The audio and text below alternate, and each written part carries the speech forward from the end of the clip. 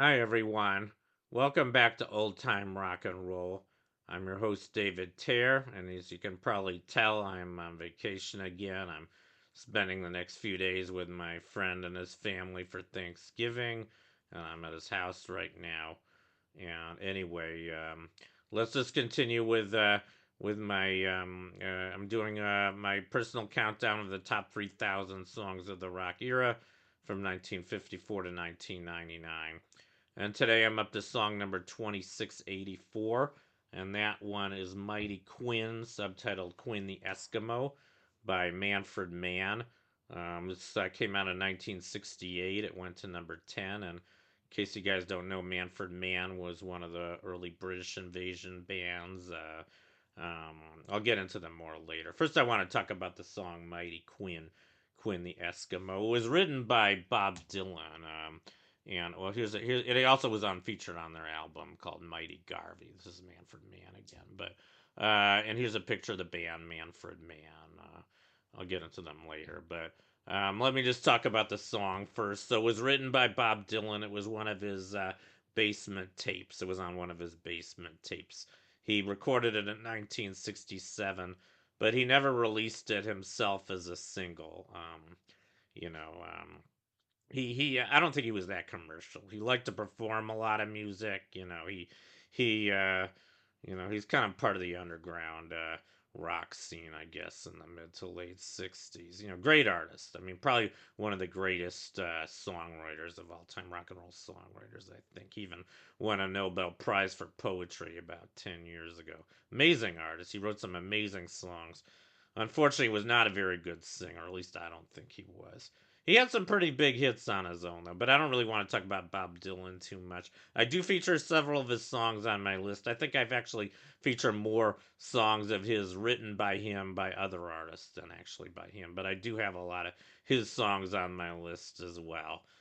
Because he did write and record a lot of great music, and he was very instrumental in the '60s. Kind of set the whole mood, or set a lot of the mood for the kind of rebellious period in the 1960s. But anyway, like I said, I don't want to talk too much about Bob Dylan himself, but he did write this song, Mighty Quinn, Quinn the Eskimo. And I learned something interesting today. This song was meant to be a children's song. It was almost meant to be like a children's nursery rhyme. I think that's kind of interesting. I mean, and the other thing I heard about this song, I heard this years ago.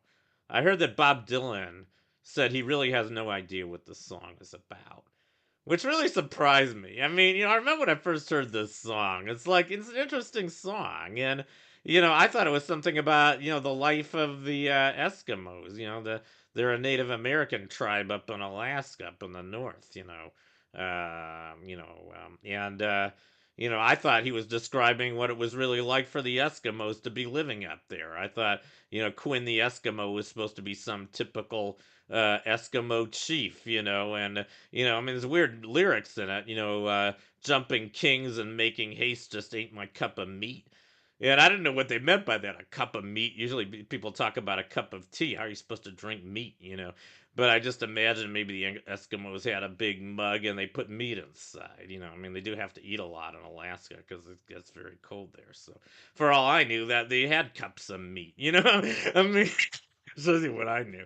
But it's a good song. I guess a lot of his songs didn't make complete sense. But that was part of his genius. He wrote about, I guess, whatever was on his mind pretty much. And it's not a totally nonsense song. I mean, it is about an Eskimo. There really were Eskimos, and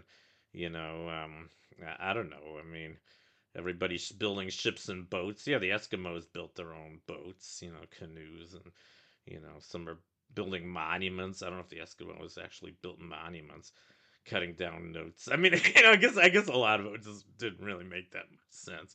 Maybe he was making up a story. He's probably just making up a story for kids about Eskimos. It probably wasn't even really based that much on truth.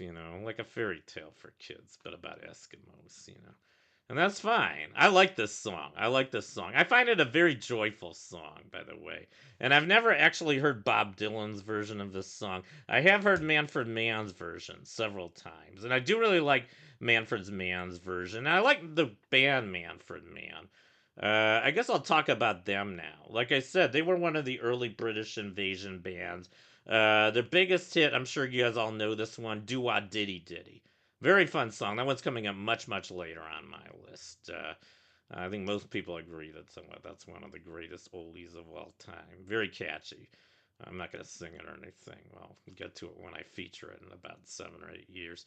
But aside from that, I'm just going to go through their hits. So, um, yeah, and actually they had two bands. They started out as just Manfred Mann. They were around as Manfred Mann from 1962 to 1969.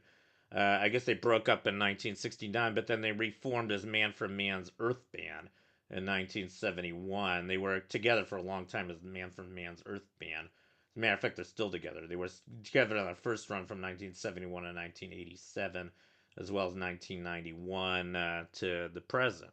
So they're still around. They're probably really old by now. But anyway, I'm just going to go through the hits of Manfred Mann, not Manfred Mann's Earth Band. And in case you guys are interested, here's another bit of interesting trivia for you.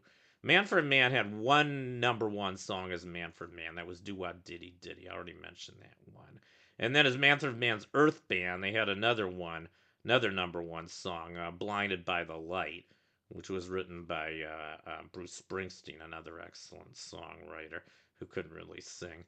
But you know what used to be the case? I think when "Blinded by the Light" went to number one, it held the record for the biggest gap by any group of two consecutive number one songs. And I don't know if they were really even the same group because they started as Manfred Mann, later Manfred Mann's Earth Band. But I remember hearing this from Casey Kasem back in the late '70s. He had a lot of interesting trivia like this. So that did hold the record for the biggest gap for a long time, but it's been beaten. I think it was beaten next by the Beach Boys. The Beach Boys had a 22-year gap, and that may still hold the record. I'm not sure. They had a 22-year gap between Good Vibrations in 1966 and Kokomo in 1988, and I'm pretty sure that still holds the record as the biggest gap between number one songs of any rock artist or rock group. I just thought I'd mention that.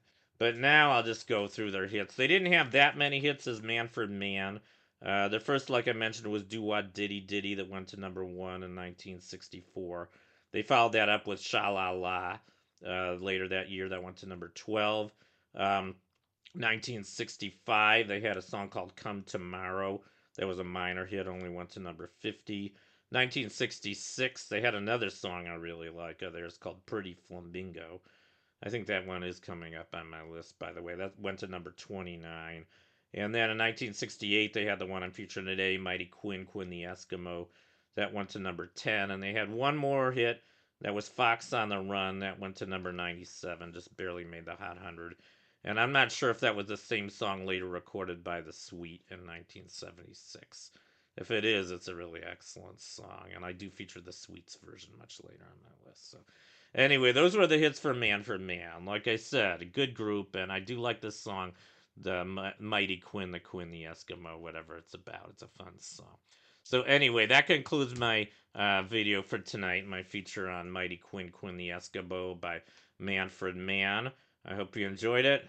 Thank you for guys for watching. You guys rock, and I'll see you next time. Bye.